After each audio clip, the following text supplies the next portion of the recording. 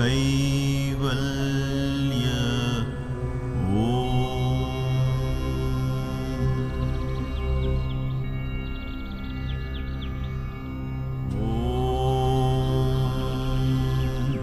Clean Kaivalya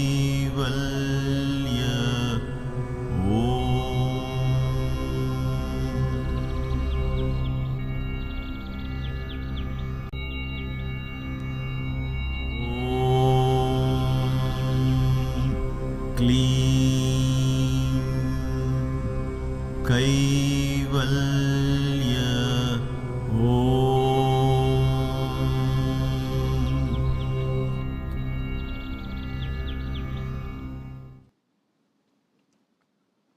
Namaste.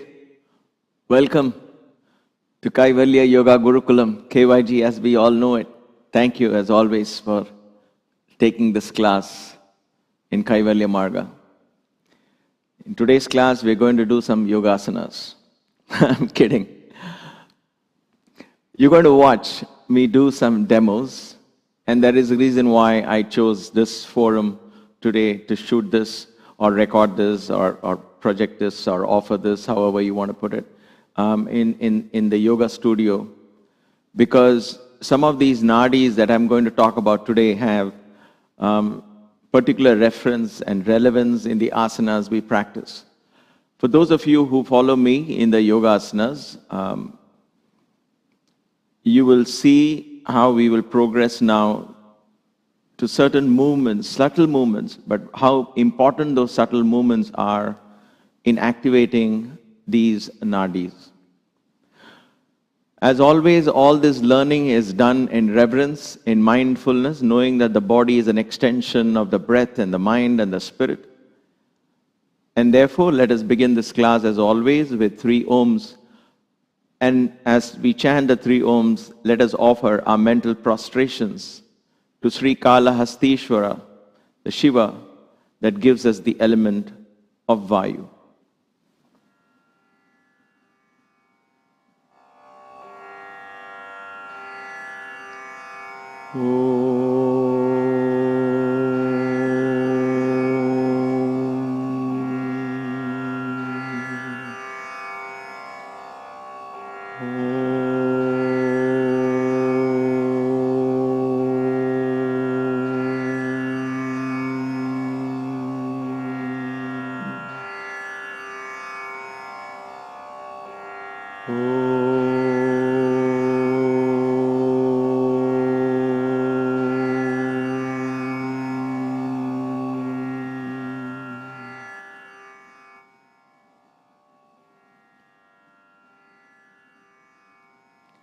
In the last class, we talked about the 3 principal nadis. Ida, this is my left side. So Ida takes care of this side of the body, the left side of the body. Pingala, which is the right side, this is my right hand.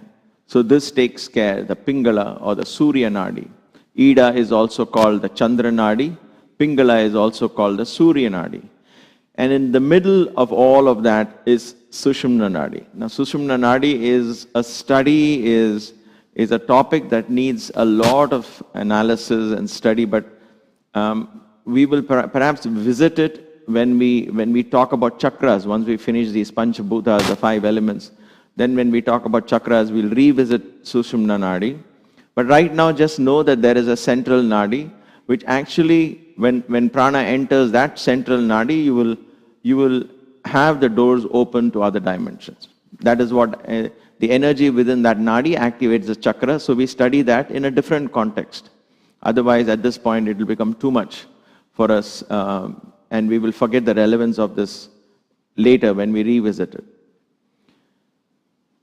And so it is with many other nadis, but in today's class, I'm going to touch upon a few other nadis. Now, these are normally called minor nadis. But the word minor and major, don't think of it as unimportant and more important. There are principal nadis are Ida and Pingala because they are easily reachable, they are more tangible. Because like I said, if your left nostril is active, you know that the Ida is active, or the Chandra side is active. If your right nostril is active, then you know that the Pingala is active, or the sun element is active in you. So that is something you and I can relate to it on a day-to-day basis. When we say minor nadis, it just means they are more subtle, more hard to reach, and a little more difficult to activate. You need certain exercises, certain bandhas, certain kriyas in order to keep activating those nadis. Why do we need to do it? We will explore that.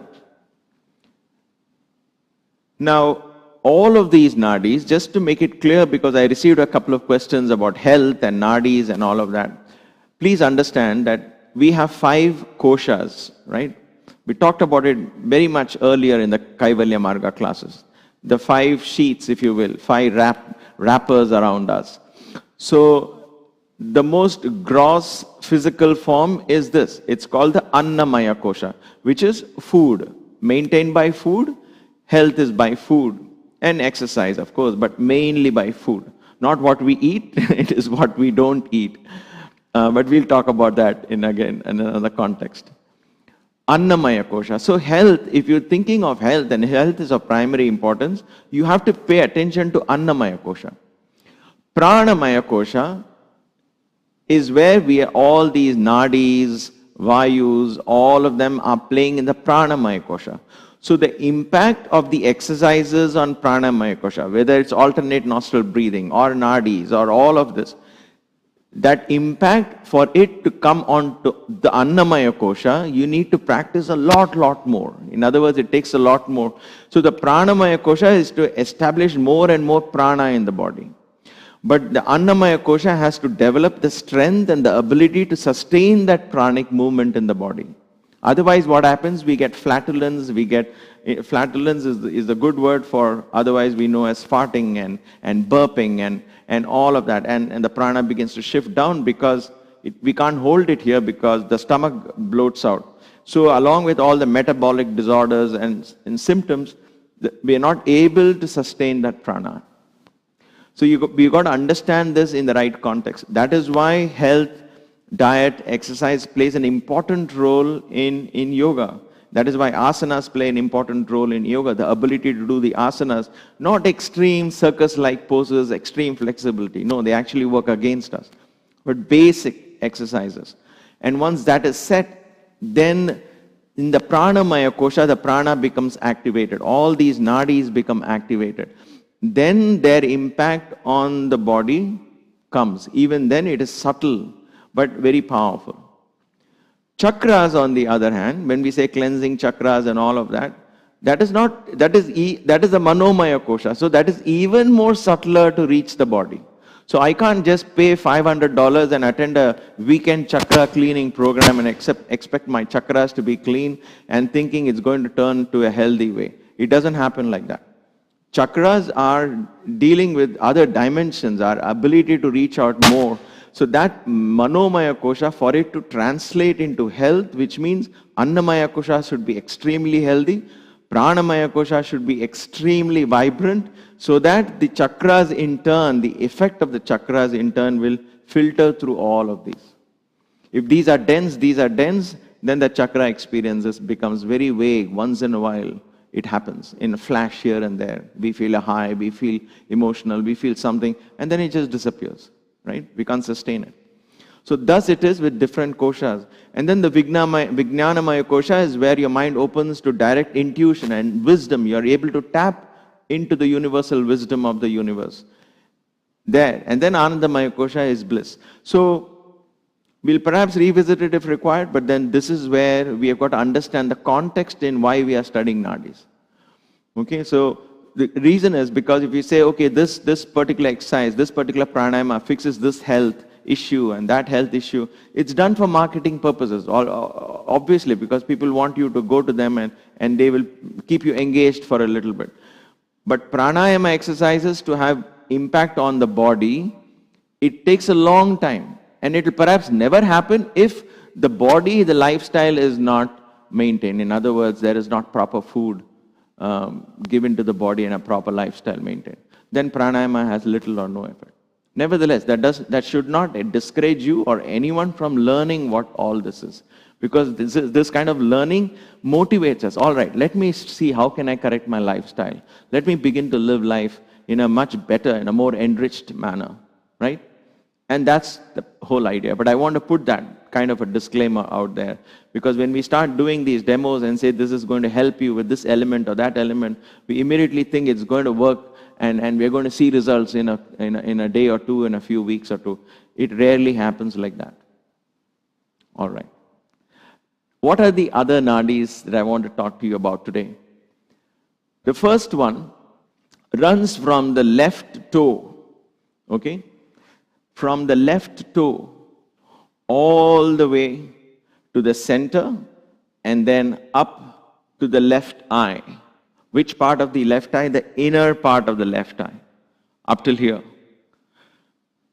From the left toe to the left eye. This is the left side. Now, Ida, Chandra, she, this is a she and this is the he part in us. Okay, this is the feminine part, this is the masculine part in us. Chandra, the moon, is the she. Sun is the he. Okay? Chandra and Surya. So, Chandra Nadi, she has certain attendants to help her perform better.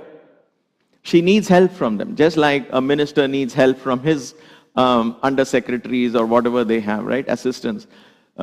In the similar manner, Chandra has a couple of nadis that help her.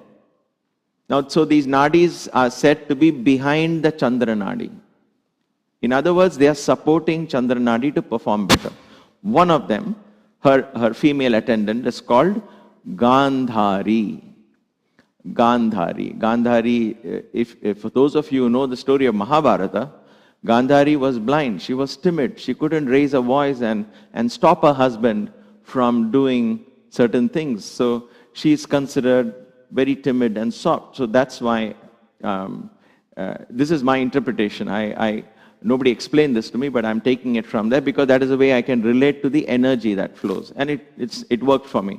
So Gandhari is a subtle energy, soft energy that flows on the Chandra side. Because Ida, the Chandra nadi, the moon side, the feminine side, is soft in nature. It's creative in nature. It's introspective in nature. It draws you into meditation and silence. It draws you within. So Gandhari cannot be something that if it has to help her do this, then it can't be something more robust and vibrant. So Gandhari is that energy that connects the big toe, left big toe, to the left eye. But which part of left eye? Eye is like this, right? It is not the corner of the left eye from the outside. It's not the outside corner. It is the inside corner. And I'll come to it. Why? I'll come to it. Let me finish this side. So we got the left side. This is Gandhari. Okay? The right side, the sun side, you have from the right toe, again coming to the center here, and from the center it comes all the way up to the right corner of the eye, the inside corner of the right eye. All right. So your feet, let me stand up and show you how this actually works. So the feet are like this, right? So the nadis flow from here. So these Gandhari on my left, this is my left, and this one is called Hasta Jikwa. This one, the right side is called Hasta Jikwa. Hasta Jikwa is the tongue of the elephant. If you ever noticed or ever fed an elephant, the tongue is huge, right? I remember feeding Sai Geeta. Sai Geeta was Sai Baba's elephant, baby elephant, but she was not baby. She was my age at that time. So we would go and feed her some chocolate or something once in a while, and the Mahut made friends with me, so he would allow me. And I would take the chocolate and place it right into her mouth, and I could feel her tongue. It was this big. That means Gandhari is meek and soft. Hasta Jikwa, the elephant tongue. So that's the idea. Here is a robust, because Hasta Jikwa, he has to support his friend, the sun. So sun has a male attendant called Hasta Jikwa, the elephant tongue. Both these perform similar functions, though the energies are different. So the path is similar. So from the left toe and the right toe, right? Left hand, right hand. Left toe and right toe. The energy flows right in the center of these legs. They come here, right above the pubic bone. There is a place. And all this will come in handy again when we read chakras. Just above the Brahma Granthi. We will talk again about it in chakras, because it will stop me here to explain all that in detail. I'm still learning how to even share this kind of wisdom. And one feels this in meditation much later, and all of this, you don't even have to feel it in that sense. You don't have to know it tangibly, but it's good to understand this. There is a central point here, if you will, like a junction box. That is called the Kandha, Nadi Kandha. Nadi Kanda is a junction box. So they meet here at the junction box. So does many other nadis also meet here in the junction box. From here, they get distributed. In this case, these two nadis come here like this. So they don't go straight like this. They come meet in the Nadi Kanda here. And then from here, they will follow the Ida and Pingala as they go and come and end at the corner of the eye. Now this corner of the eye is important. These toe and eye, energy is connected. And where did we study the connection between feet and the eye? We studied it in the fire element. So Gandhari and Hasta Jikwa bring balance in the fire element in us. It connects it straight to the eye. In this case, it is the spiritual fire element. In other words, it aids us in meditation. It doesn't go into the stomach region. It stops, it comes to the Kanda and then directly follows the Ida and Pingala and ends here. This forms the basis of the flame of the third eye. The third eye is energized by Gandhari and Hasta Jikwa. The third eye is energized by Gandhari and Hasta Jikwa. Ida and Pingala meet here. Ida is the left side, Pingala is the right side. So Ida or the moon, Chandra, from here she goes up and the right side of the brain, because the right side of the brain is about creativity, intuition and all of that. So from the left side and the third eye they cross. And then the sun crosses here to the left side, analytical brain, logical thinking and all of that. In the middle there is a space for the third eye. The third eye rises above all of this. All the right side, left, all duality ceases and the third eye. That third eye gains energy from these two nadis. So they are not minor in any form. They are powerful nadis that actually energize us in our meditation on the third eye. Okay. Sometimes it might be too much to take. Ma, you can bring the camera down. All right. Sometimes it might be a little too much to take, right? The Chandra Nadi is left side. But at the third eye, it crosses and goes to the right side of the brain, energizes the right side of the brain. The sun is the right side. But at the third eye, it crosses and energizes the left side of the brain. So, Ida and Pingala, sun and the moon, are about duality. But there is a point, that intersection, where we can take advantage and jump into the idea of oneness. And that happens only when the third eye opens, the eye of wisdom, the eye of light. That is where the third eye of Shiva, we say, is about fire and heat and all of that. That comes, that is energized because the base of that lamp is energized by a perfect balance between Gandhari and Hasta Jikwa. Gandhari is the left side. She comes from the left side and comes to this corner of the eye. Hasta Jikwa comes from here, comes to the right side of the eye. This is not about curing eye problems and all. Don't get confused. It might happen, but like I said, all that is extremely subtle. But what is more important here for us to understand is these to energize the third eye. I had a very beautiful teacher many, many years ago in Puttaparthi. And I asked him, why can't I feel the third eye? Why am I not able to see it? I keep doing this, I get a headache, I can't do this. And I was so impatient. He said, once you understand the secret of Gandhari and Hasta Jikwa, your third eye will become slowly tamed and you will be able to feel her. And the third eye will open gently. And then as it went by, he would visit, I called him Appaya out of love. He was from South India. And he taught me these things, which you won't find in any books. It's amazing. And I've held it so close to my heart and it's helped me so much. So I'm just sharing this wisdom as it was given to me. He didn't take a penny from me. He was such a great soul. Nevertheless, I'm just telling you because this is where the source of this kind of knowledge comes from Appaya, or Sri Appaya, because he was very much elder to me. So from the left and the right, from the toes, the energy has to flow, and the toe is in touch with the earth. So it is all connected to the elements.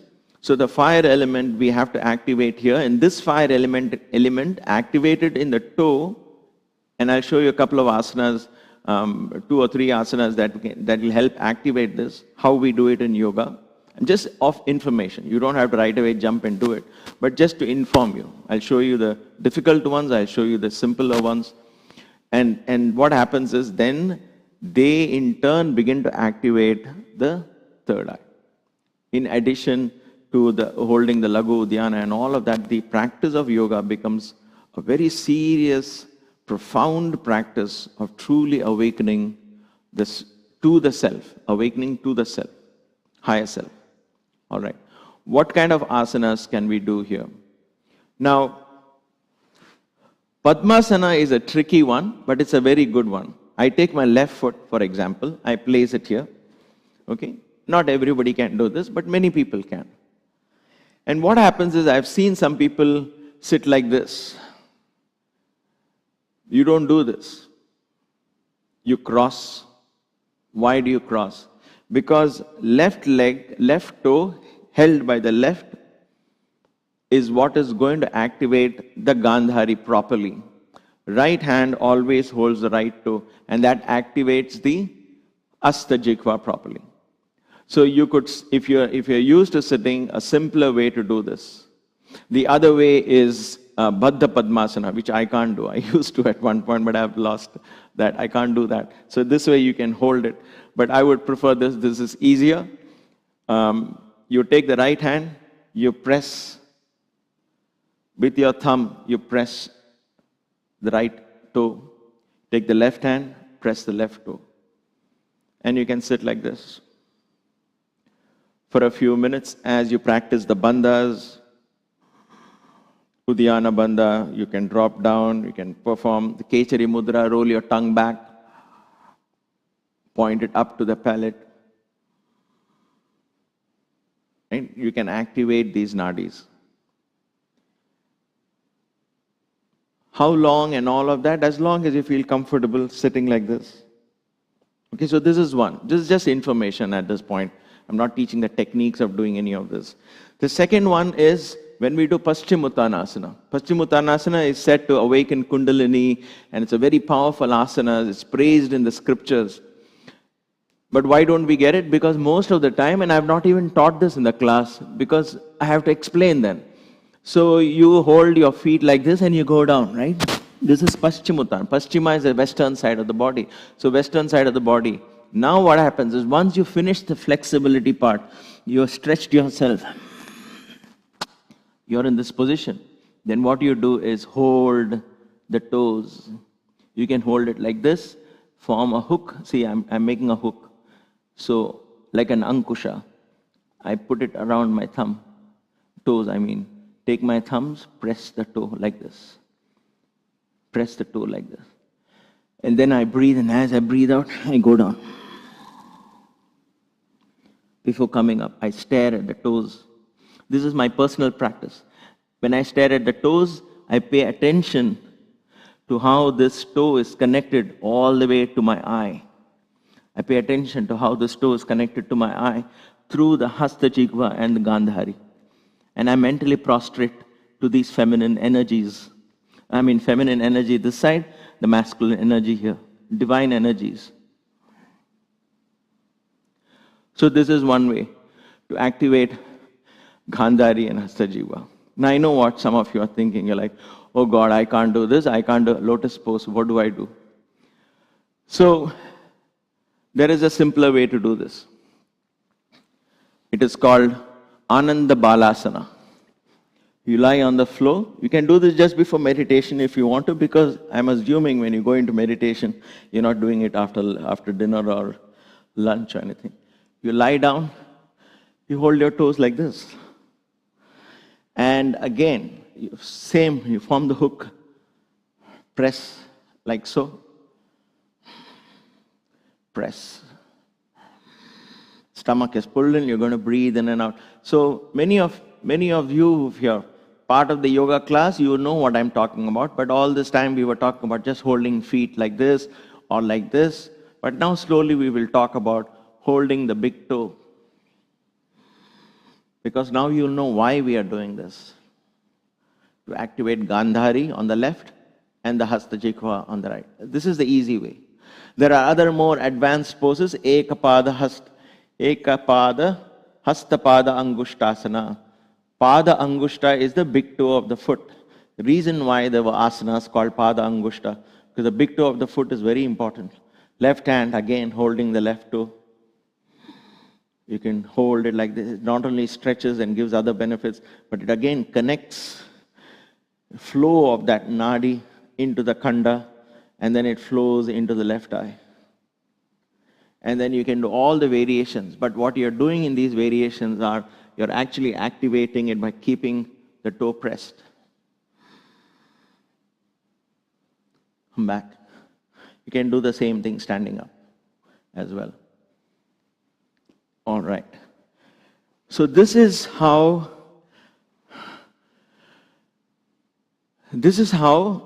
Gandhari and Hasta Jikwa are activated. Very beautiful energies, very powerful energies.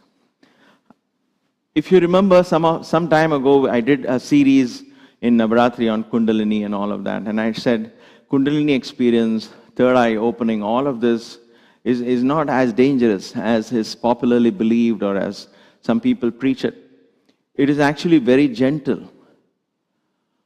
When you understand these nadis, activate these nadis, these energies, they will guide you. I say they as if they are in person because I believe them. These deities within us, these energies within us, guide us to make that happen. Because we are invoking them with every asana, with every practice. I'm invoking Gandhari, I'm invoking Hasta Jikwa. And I'm tuning into that mentally. And then they become alive and active. When they become active, opening of the third eye or any of those becomes very gentle. There's no chance of any fear. Okay? So these are the two nadis, and I showed you some of the asanas that when you do, you start activating the nadis. There are many other asanas also. You can keep holding your toes as well. But I'm just wanted to give you a sample because this is more of an information and knowledge building class. We are building the foundations of yoga as we go along. And as part of the 5 elements, in the air element, we are touching upon these nadis. Gandhari, Hasta Jikwa. Then there is other 2 attendants for the same, Ida and Pingala. Yashasvini. Yashasvini. These are all feminine names for this side. That's easy. So you have Ida, you have Gandhari, you have Yashasvini. Now Yashasvini also starts from the left toe, but she ends up in the left ear. She ends up in the left ear. This is the space element. Again, these nadis help you in that spiritual expansion. Don't relate them to the health. Okay, Ida and Pingala could directly affect your health, and you can actually relate to them because they're more tangible in the body because they have something to do with the breath. These are very subtle energies. Okay, they in turn help the activation of Ida and Pingala. They in turn strengthen Ida and Pingala. So Yashasvini, the famous one, as the word would mean, is the one that connects. Famous means known all over, so space. So Yashasvini connects from the toe, same principle, from the left toe all the way to the left ear. Okay? So again, all these asanas go.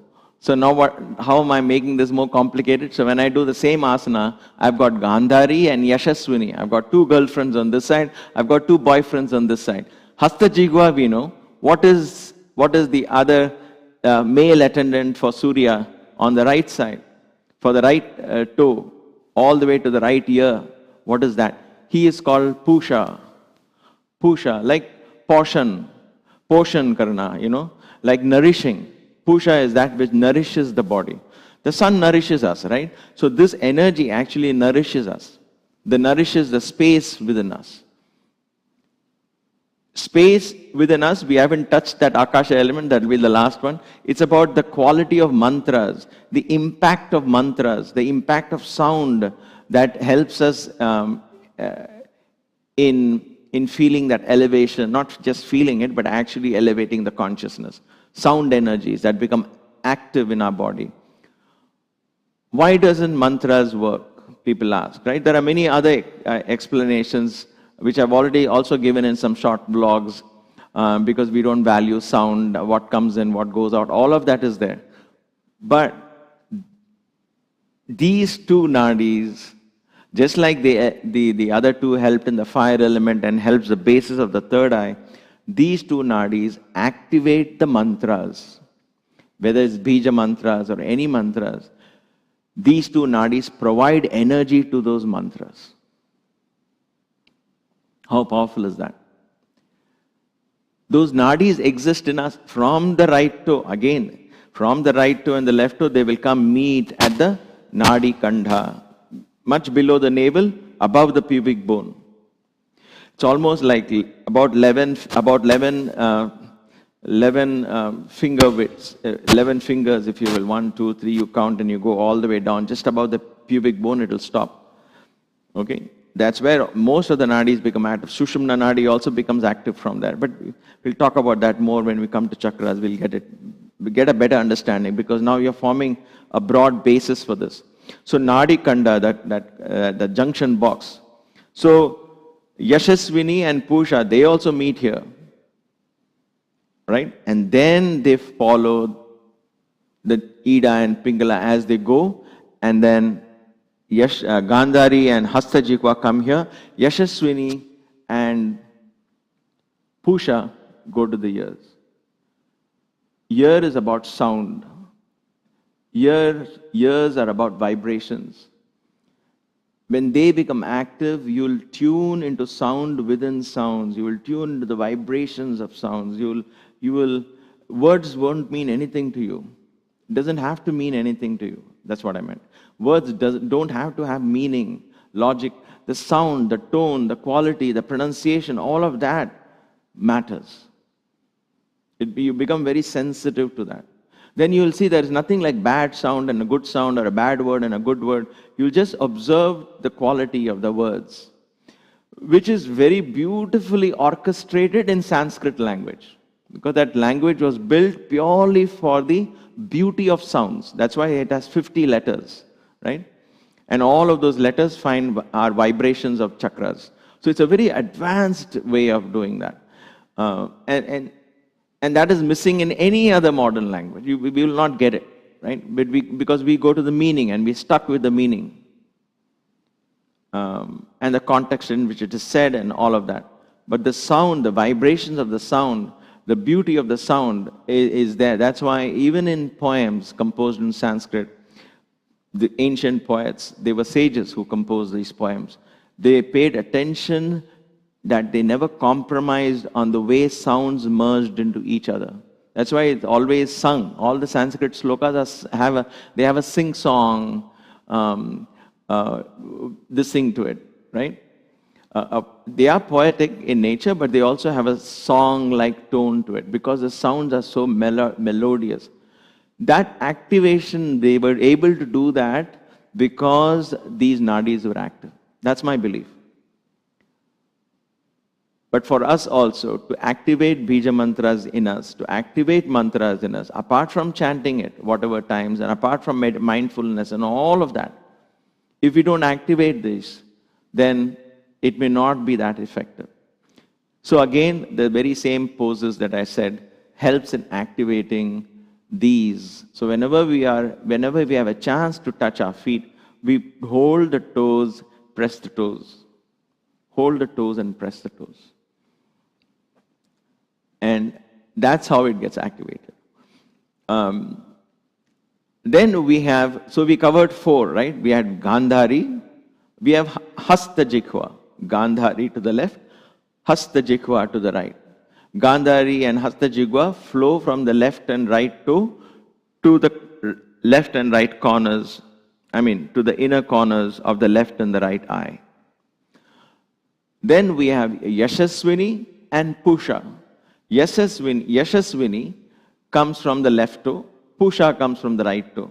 They also meet here, but then they go to the left ear and the right ear. So the first two activate the fire element that helps opening the third eye. The second two activate the sound element that helps us bring activation or siddhi in the mantra. The mantra attains siddhi. It becomes alive, active. Then you're not looking for any experience. You just enjoy that sound in a whole different manner, right? And so these are the very 4 beautiful nadis that I wanted to share. And then there are 2 more. So we talked about fire and space. Maybe some of you are thinking, okay, then what about earth and water? So there are 2 other nadis which are of importance for our spiritual practice. So we talk about moving the earth element, and as we talked about earth element, right? We want to move the apana vayu up, vyana vayu, apana vayu upwards so that it mixes with prana, and then it all moves up so that the energy doesn't flow down into the earth. It comes from, we want to draw the energy from the earth up, from the anus region, because that's where the earth element is. So there is a nadi here that helps in that performance. In addition to bandhas. So we'll talk about those bandhas, but just doing bandhas are still incomplete. So when you do bandhas and understand what is happening there, is that nadi is becoming active. So we meditate on that nadi as we do these bandhas, right? What is that nadi? That nadi is called Alambusha. Alambusha. Alambusha. From the anus straight to the mouth. To the whole mouth. It just comes to the mouth. Now, if you know the elements, earth element, we have the mouth and the anus. The mouth is speaking, right? That's important. So we have to understand that this goes, I'm sorry, that's the nostril. But here it is all the way to the mouth. It stops at the mouth. In order for this to flow all the way up to the mouth, just at the entrance of the mouth, up till here, we perform asanas, we perform bandhas and asanas.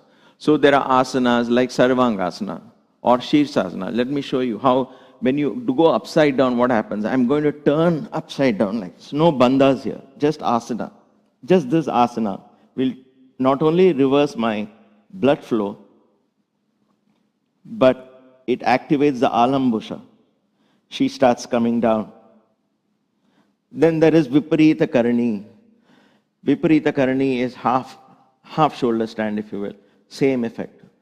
In fact, far more powerful than even Sarvangasana, because you can hold this for longer periods. So any of the topsy-turvy poses will make Alambusha flow down towards the mouth. There is one more that happens with the same thing, and I'll come to that. Then you have Shirsasana. Shirsasana is perhaps the most powerful, because you have all of these nadis become activated. But the big toe is very subtle. You are not pressing it, and therefore the activation will be very minimal.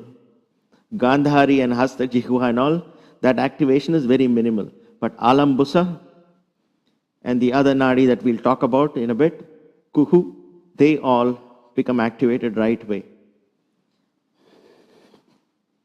Okay? So any of these topsy-turvy poses, why are they effective? Is because of Alambusha. So let's go back to that Alambusha slide, Maya, or title. See, anus to the mouth. So from the anus, when it comes up, the energy is moved up.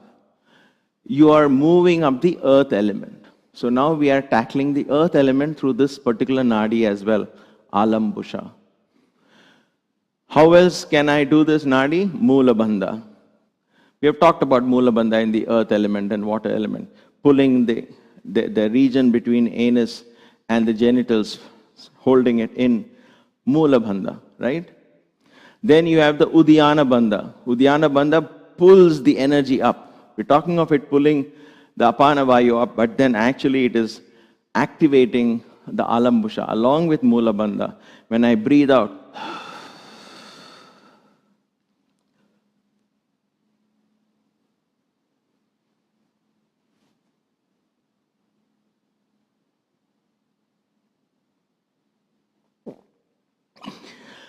I do this, it is Uddiyana is flying up. I'm pushing the diaphragm up. It's pulling the Alambusha up.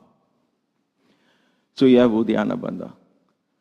Then you have the next one is called the next nadi, and the last nadi that we'll talk in today's class is Kuhu. Kuhu. From the anus to the mouth is Alambusha. From the genitals, in other words, the next chakra, the Swadhisthana chakra area, they are very, very close to each other, Muladhara and Swadhisthana. So, practically one, if you will, earth and water. So, from the genital area, there is this nadi called Kuhu that comes right to the roof of the mouth. That in turn actually has a connection here. So, Kechari Mudra, when you touch the roof of the mouth, and perform the Mula bandha and Uddiyana bandha along with Kechari Mudra. Kechari Mudra alone is very less effective, but with Mula bandha, Uddiyana bandha, Kechari Mudra. Or if you're doing Shirsasana, Sarvangasana, do the Kechari Mudra. Then Kuhu. Kuhu is that nadi. Kuhu. That nadi gets activated. So that starts taking our consciousness, helping our consciousness. All these are spiritual energies that help us realize, makes spirituality, if you will. I'm trying to look for words how to explain this. Don't relate everything to physical health alone. Physical health is given to us for granted. That is a blessing that will come. Okay? But more important, what is the real richness that they give us? It actually the spirituality becomes a reality, because now what happens is, Kuhu takes the energy of all senses and converts that into an energy which otherwise gets dissipated, going out, right? It gets converted and uses that energy to move the consciousness up. That is why it goes and sits in the roof of the pellet, where Kechari Mudra will in turn connected to the third eye.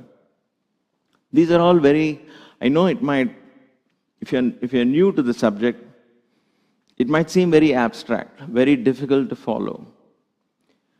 When Appaji used to talk to me like this many, many years ago, I was perhaps 24, 25, then he stayed with me till I was 34, till I left.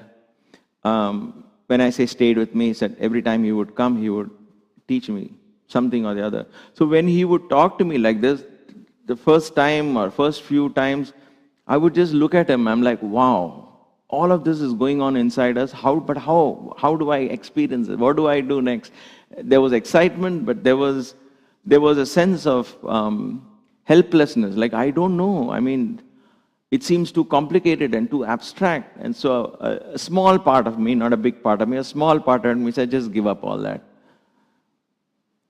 But then with practice, when we practice yoga again and again, when we practice pranayama and meditation as per this yogic parlance, see, we are still learning it in bits and pieces, right? When we take all of this applied, when we understand Yoga Sutras, we get a better understanding of when you talk of meditation, what it is. Then we understand all of this, right? When we understand the Kundalini Upanishad, the Atma Bindu Upanishad, and all of those Upanishads that come back to this again and again with different perspectives, they will fill in a lot of missing pieces. It doesn't mean you shouldn't ask questions to yourself or write your questions down. You should. But then be patient. The learning is not complete yet. It is just in bits and pieces. The massive energies that lie within us is simply mind-blowing.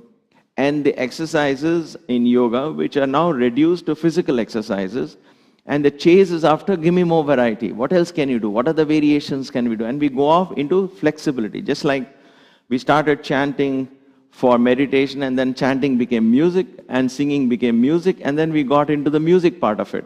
We lost the energy of the name, right? Like that, all of these, we have distractions that we forget the essence. Yogasanas were meant to activate these nadis. That was the purpose of yogasanas. The purpose of yoga practice is, like I said, healthy body and all of that is yes, but that is taken at the very basic level, base level. But the real purpose of this to activate nadis, when the nadis get activated, then when you read the Hatha Yoga Pradipika, when you read Geranda Samhita, when you read Shiva Samhita, and all of these are written only in the last 500-600 years. You have Yoga Yagnavalka, which was written many years ago. Vashishta, Yoga Vashishta was written, yugas ago. So there, when they mention all of that, you will begin to understand that they are talking of things which these nadis together actually bring about. Because they will connect to the Manomaya Kosha, the chakras. And then the Manomaya Kosha, when they are awakened, will connect you to the Vijnanamaya Kosha, intuition. You tap into the reservoir of the universe. You tap into that. There is no going back after those kind of experiences. There is no coming back. You say, oh my God, there is so much treasure there. There is so much abundance, treasure and prosperity there, of a different kind, but that is so fulfilling that you won't look for anything else here. That is why yogis would go around in rags or half naked or perhaps fully naked. They don't care. They don't care because they have tasted the bliss. And that's why Shiva is always completely lost in that bliss. So, my dear sisters, brothers, I know this was abstract. So rather than give you a whole list of nadis, this does this, this does this, this does that, I wanted to just touch upon a few. Let us digest this. Let us understand, okay, so how do I press my toes? Just one simple word of caution is don't cross. Don't take your right hand and press the left toe. Don't take your left hand and press the right toe. If it's the left toe, even if you're doing half lotus, if it's the left toe, press with the left hand. If it is the right toe, press with the right hand. Don't crisscross. Okay? A gentle massage here and there is different. But if you're going to hold it pressed, if you're going to activate, don't press like this and stay like this. Don't do. This messes up the energy circuits in the body. These are very subtle. You may not even feel it, but that doesn't mean you should do it. Because the left foot and the right hand don't meet. Because of Hasta, Jikwa and Gandhari. The third eye then gets dormant, very dormant. They become very dormant in the body. Okay? That is why in some schools of meditation, they will say, don't even cross your legs. Keep it straight and meditate. Like sit on the chair, don't cross your legs. Because you cross your legs, energies gets crossed and all that. For me, I've always practiced with sitting on the ground, and many of you are from India. If you know, we always sit cross-legged in India, and I've been taught like that. So it never really bothered me much. But there might be a point in why they say it, because the left side and the right side, you don't want the energies crisscrossing. In our case, if you are used to sitting, just make sure you don't take your right hand to the left toe, especially the toe, and the right and vice versa. Left toe, left hand. Right toe, right hand.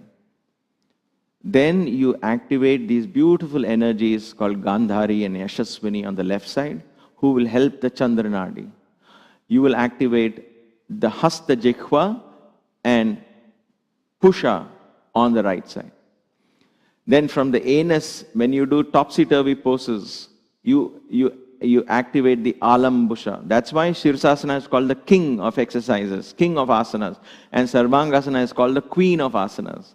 Because these two asanas activate Alambusha and Kuhu. And both of them makes it easy for them to come down. And then when you sit and do bandhas, those are the two nadis that get activated, Alambusha and Kuhu. And they in turn translate the energies into experience so that your nervous system, your brain can get a taste, a glimpse of the magnanimity that lies within us. I hope this class was informative. I hope it excited some of you, if not all of you. If some of these asanas seem too difficult and oh my gosh, I can't do it, don't worry. Once you understand what it is, then even if you meditate and think of those nadis, even if you think of them, I in my heart believe these energies are alive. You can communicate with them. Right? When you do asanas, it becomes easier and faster because you're touching them, feeling them, you know exactly what you're doing. It becomes easier, it becomes more effective, more powerful. That's how I've learned it. But even if you can't do these asanas, for whatever reason, age, medical, whatever, just think of these and activate them mentally. And with divine grace, nothing is impossible. Nothing is impossible. With that prayer to the divine Shiva, that he continues to guide us and activate these energies, his Shaktis within us, let us bring this class to a close. Thank you all for your patience. Let's end this class as always with one Om and three Shantis.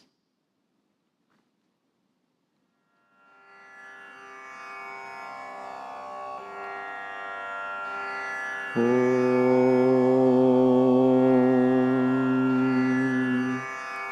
Shanti, Shanti, Shanti.